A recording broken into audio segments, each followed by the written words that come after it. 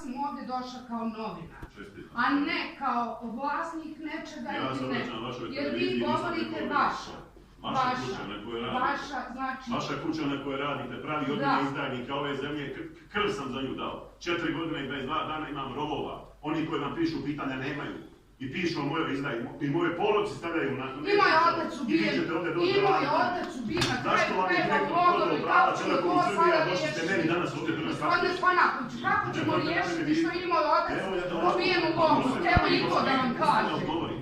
Jer se tako ponašate bez potrebe prema meni. Ali zaista, krajnji fair, korektno i profesionalno sam vam postavila pitanje. Pustite me da govorim. Trgovina bošnjačkim interesom i trgovina bošnjačkim pozicijama je nešto zbog čega i ja i moja porodica trpimo pritisak 7 mjeseci.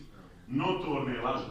Vratili smo četvrtog ministra u vijeće ministara Republike Srpske, sa 14 pozicija, koliko su imali Srbi, vratili smo na 12-12. Trgovinu zbog koje su nas optuživali oni koji su trgovali, ne dozvoljavam. Imam emociju prema tome, ništa vama lično nisam rekao. Rekao sam vašoj televiziji koja me progoni zbog toga.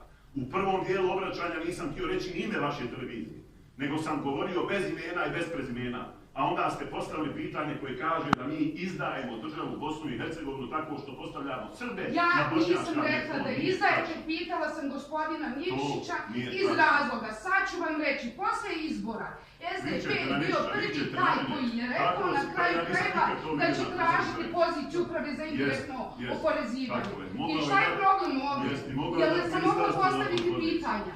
Jer sam ne mogla postaviti pitanja? Zato što i vi na mene, jel ja treba da šutim? Jel ja molim vas trebam da šutim? I da klimam glavu?